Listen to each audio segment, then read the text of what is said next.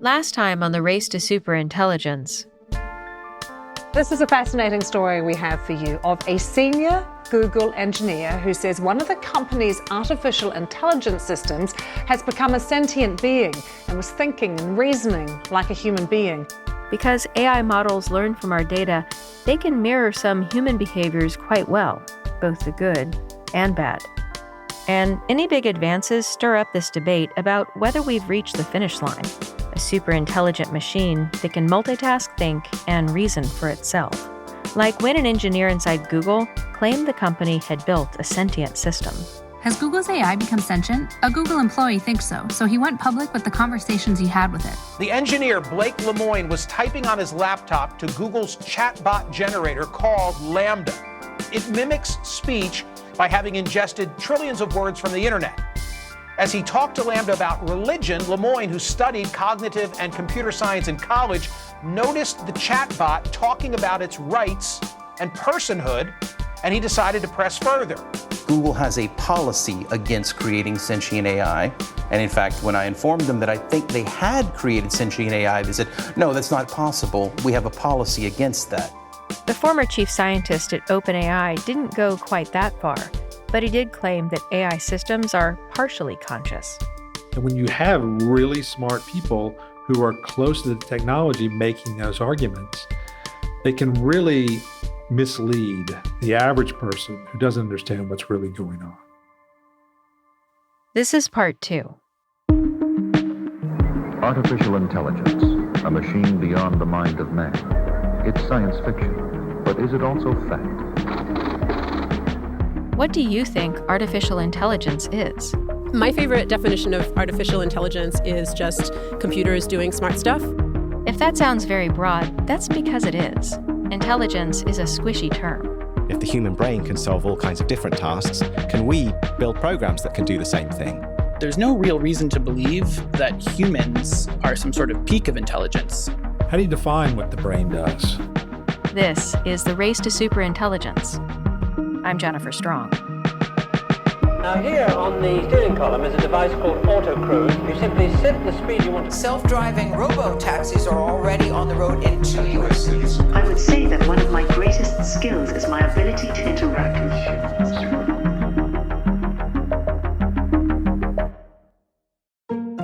This season on IRL, I'm getting personal with AI. We don't always see AI, but it's everywhere. Could it even be in my brain one day? We need to really make sure that there's strong data privacy, or else it's really just letting someone have a full record of everything you've ever wanted to say or write. It's AI and Us. This season on IRL, an original podcast from Mozilla with PRX.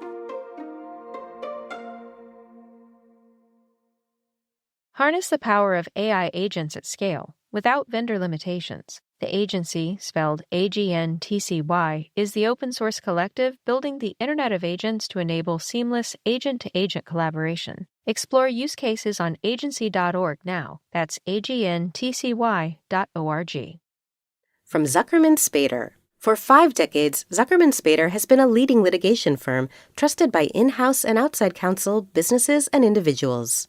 With offices in Washington, Baltimore, New York, and Tampa, Zuckerman Spader serves clients throughout the country and around the world in high-stakes disputes, enforcement matters, investigations, and at trial. When the lawyer you choose matters most. Online at Zuckerman.com. The choice is yours.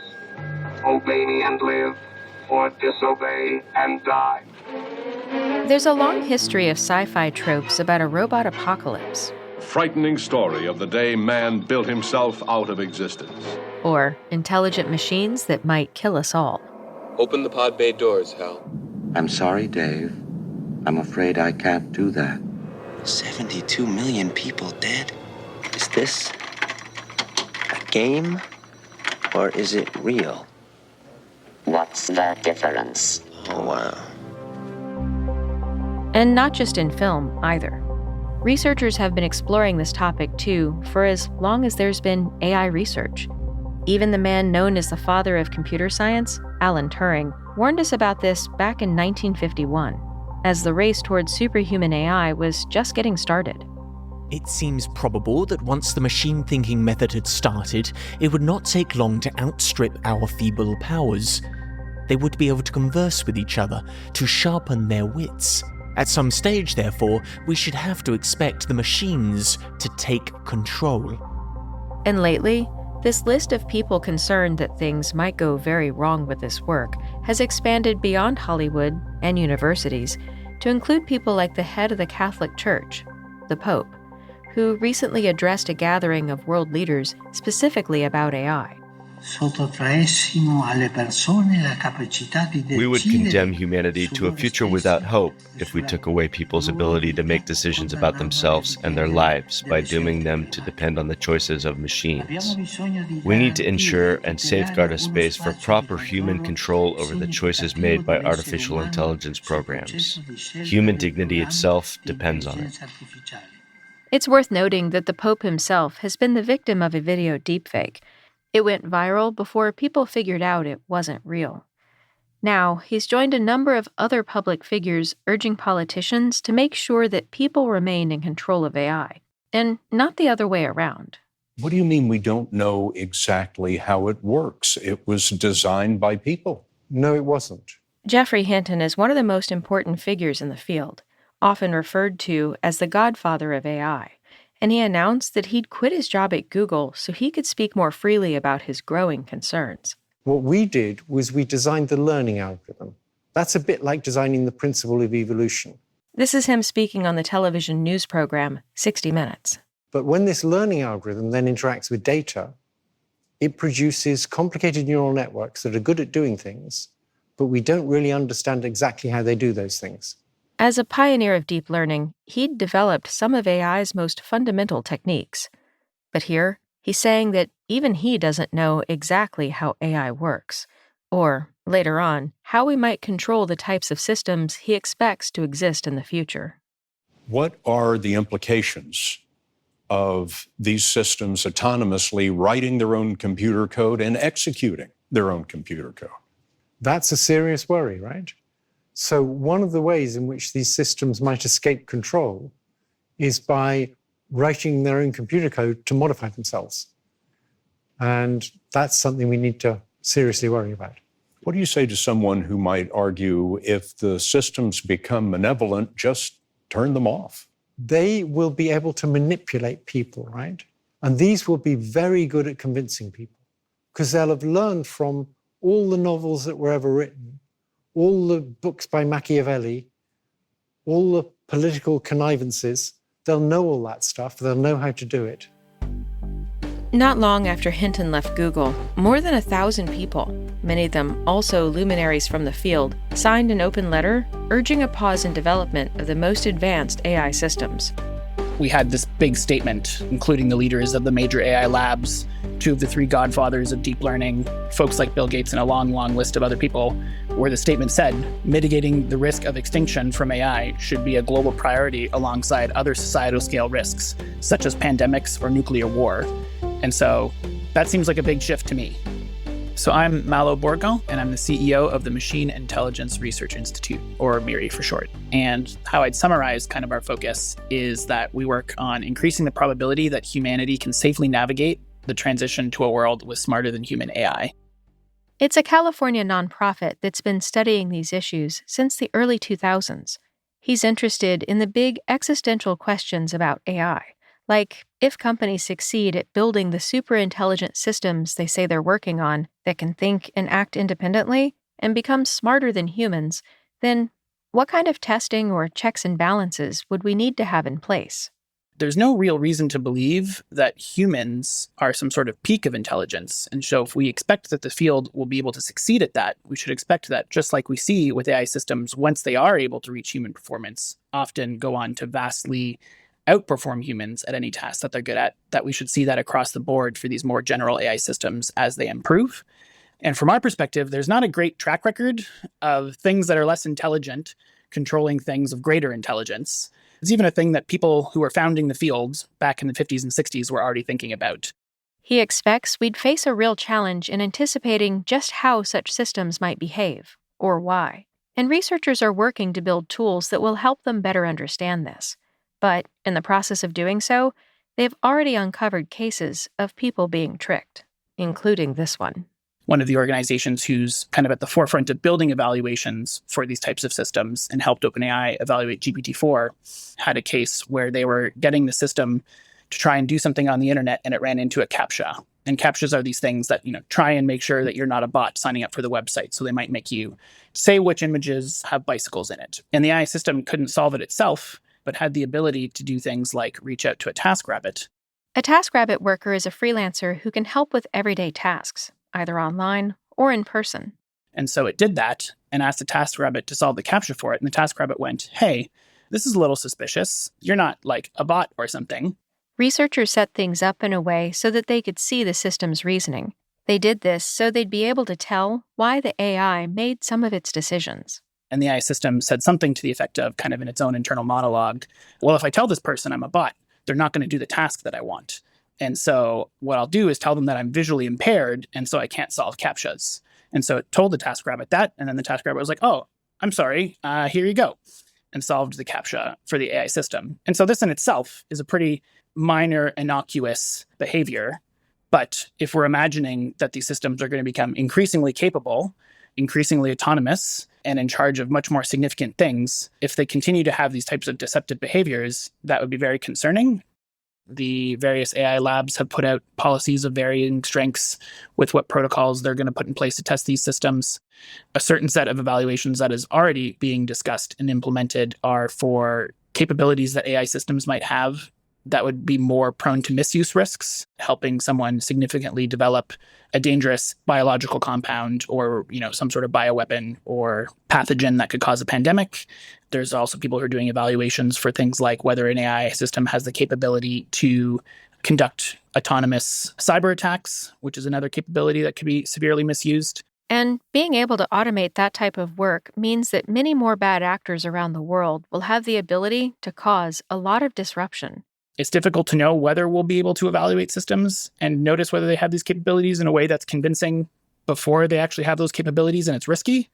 But I think a thing that governments could be doing here is stepping in, looking at best practice, looking at kind of the forefront of these evaluations, trying to commission better work here, and put in place at least the best practice we have for now to make sure that anyone who's developing systems past a certain level of capability is doing evaluations for as many of the risks that we can run evaluations for as soon as possible. Geoffrey Hinton's resignation from Google, followed by a letter asking for a pause on the most advanced AI research, signed by people like Bill Gates and Elon Musk, all of it grabbed the world's attention. But for many working in the field, it was seen as a distraction from issues impacting lives right now, like the use of data taken from things as personal as our voices, our photos, and our communications, often without meaningful consent. This morning, an AI warning from Hollywood. Actress Scarlett Johansson saying this voice used by OpenAI's virtual assistant Sky. Hello, I'm really excited about teaming up with you. Sounds, quote, eerily similar to her own. Actress Scarlett Johansson is accusing the parent company of OpenAI of using a likeness of her voice without her permission. Not only did she refuse a request from OpenAI to voice its new virtual assistant, she declined after the company's CEO approached her twice. Now she says the company reluctantly agreed to take the voice they called Sky down only after she hired legal counsel. AI systems that generate words, art, and human-like voices require an incredible number of examples to learn those skills, most of them taken directly from the internet without consent. And it turns out, even the highest-paid woman in Hollywood might not be exempt from this. In a statement, Johansson said the entire situation left her shocked, angered, and in disbelief. Let's take a listen together to this voice in question. Hey, ChatGPT, how are you doing? I'm doing fantastic. Thanks for asking. It was meant to sound like a character Johansson played in a movie called Her, about a man who falls in love with an AI assistant. How do you work? Well, basically, I have intuition. I mean, the DNA of who I am is based on the millions of personalities of all the programmers who wrote me. But what makes me, me, is my ability to grow through my experiences. So basically, in every moment, I'm evolving, just like you. But today's voice assistants are still a far cry from the hyper-intelligent machines we've been musing about for decades, and that companies are rushing to create. Part of what makes this so hard is that this technology is actually many technologies. Speech recognition is what allows something like Siri to recognize the sounds you make and transcribe them into words. Natural language processing turns those words into meaning and figures out what to say in response. And voice generation is the final piece, the human element, that gives it the ability to speak. Each of these skills is a huge challenge, and they haven't always been so easy to make. So we called up an expert whose voice might sound familiar. Hi, I'm Susan C. Bennett, the original voice of Siri. Though it wasn't the first time she'd given her voice to a machine. In the late 70s, when they were introducing ATMs, I like to say it was my first experience as a machine. And, there were no personal computers or anything at that time. And people didn't trust machines. They wouldn't use the ATMs because they didn't trust the machines to give them the right money. If they put money in the machine, they were afraid they'd never see it again. And so a very enterprising advertising agency in Atlanta at the time called McDonald & Little decided to humanize the machine. So they wrote a jingle, and I became the voice of Tilly, the all-time teller. And then they ultimately put a little face on the machine. Susan Bennett has done voice work for companies like McDonald's and Delta Airlines for decades. And years before Siri came out, she did a strange series of recordings that would go on to fuel its development. In 2005, we couldn't have imagined something like Siri or Alexa. And so all of us, I've talked to other people who've had the same experience, who have been a virtual voice. We just thought we were doing just generic phone voice messaging.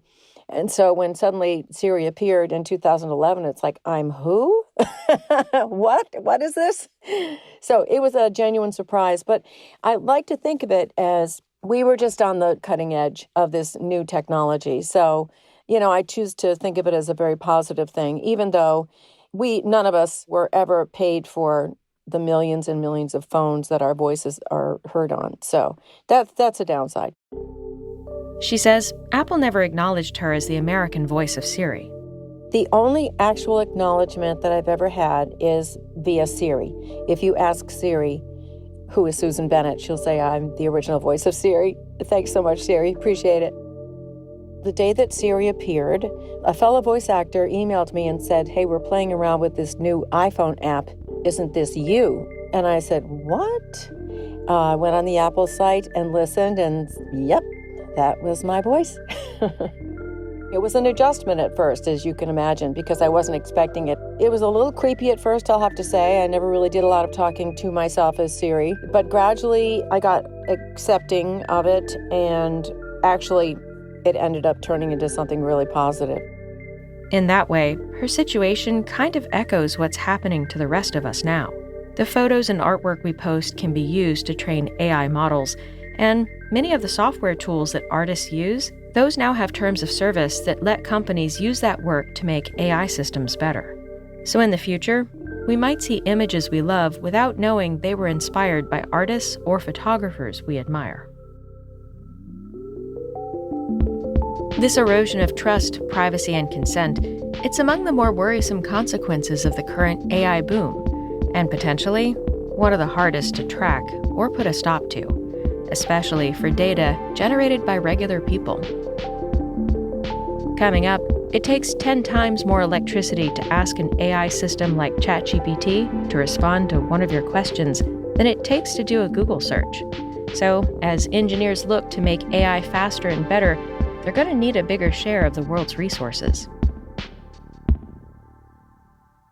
Support for the race for superintelligence comes from the Pulitzer Center's AI Accountability Network, supporting and bringing together journalists reporting on AI and with AI globally.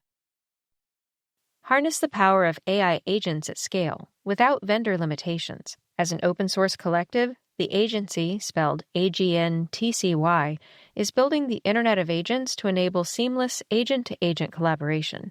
For business leaders, this means faster innovation and scalable solutions tailored to the multi-agent software your enterprise is creating. Visit agency.org to explore use cases now. That's agntcy.org. You don't need me to tell you how hard it is to run a business in this climate of constant change and unpredictability. Thankfully, Constant Contact's award-winning marketing platform is here to make marketing easier and more effective for small businesses like ours. The best part, you don't need to know anything about marketing. With their all-in-one platform, you can create and manage attention-grabbing campaigns in just a few clicks. Email, text, social media, events, landing pages, you name it, it's all in one place. So no more juggling dozens of different tools. You also get automated sending, real-time reporting, and tools that actually help drive sales. So you're not just marketing your business, you're growing it. Pricing is transparent and based on the size of your list, so you're only paying for what you need. That's why over 500,000 small businesses trust Constant Contact to stay connected, top of mind, and ahead of the competition. Get a free 30-day trial when you go to ConstantContact.com. Try Constant Contact free for 30 days at ConstantContact.com. ConstantContact.com. The Race to Superintelligence is created and produced by me, with Emma Cillekens, Daniela Hernandez, and Meg Marco, with additional research and production assistance from Sonya Gurwitt, Niamh McAuliffe, Anthony Green, and Luke Robert Mason. The show is mixed by Garret Lang with original music from him and Jacob Gorski. Thanks for listening. I'm Jennifer Strong. AI agent collaboration isn't all that easy for enterprises. As an open-source collective, the agency, spelled AGNTCY, is building the Internet of Agents, a shared collaboration layer where AI agents can discover, communicate, and collaborate. To learn from AI innovators such as Cisco, Crew AI, LangChain, and MongoDB, visit agency.org and explore use cases now. That's agntcy.org. Support for this show comes from the Exploratorium. Leap into the wild new world of artificial intelligence this summer at the all-new, all-ages exhibition, Adventures in AI. Now through September 14th at Pier 15. Tickets at exploratorium.edu/AI. From PRX.